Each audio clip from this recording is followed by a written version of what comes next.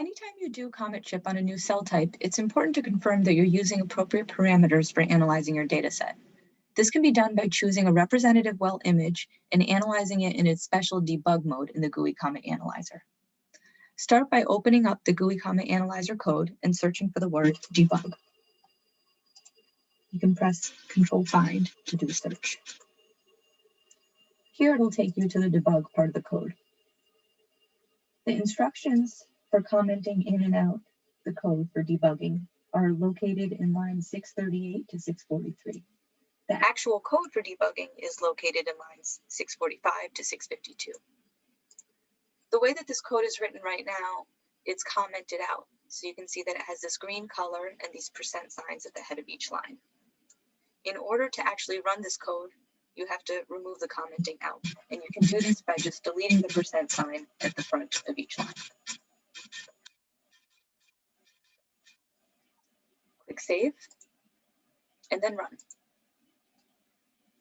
Here, you can use Browse to, again, choose one image that's representative. So I would suggest using an image that you can see visually when you inspect the image that there is DNA damage and comet tails present.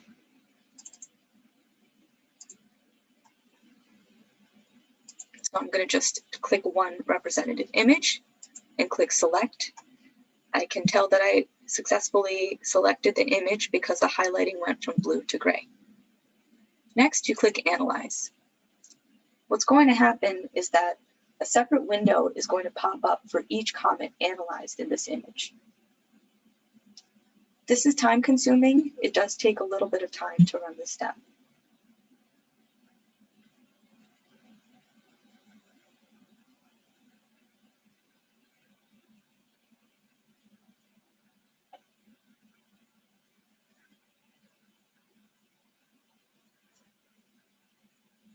Okay, so what you can see in each of these images, what they're showing is the head and tail calls.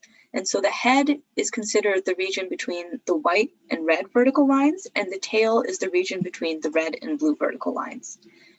And I simply just do a quick visual inspection to see how it looks like the parameters are doing it on head and tail calls. And note that you're not going to get perfect calls every time of heads and tails, but you just want to get an overall idea that it's doing a good job. And so I do an overall visual inspection by just quickly Xing out each of these windows one by one to see how good of a job it's doing. And you can see that in most of these images, it's doing a pretty good job identifying the head from the tail. It's not always perfect, but this is definitely sufficient.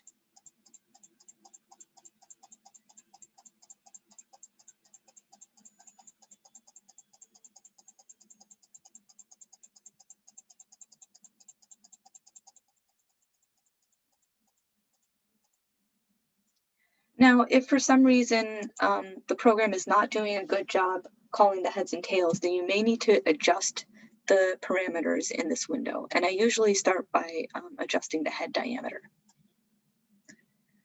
When you're finished analyzing a representative image in debug mode, it's important to comment out this debug code again, so that next time you go to run a comet chip analysis, you won't be running it in debug mode with a large data set. And so you simply comment out these codes, these text lines by adding a percent sign at the head of the line. And then again, click Save.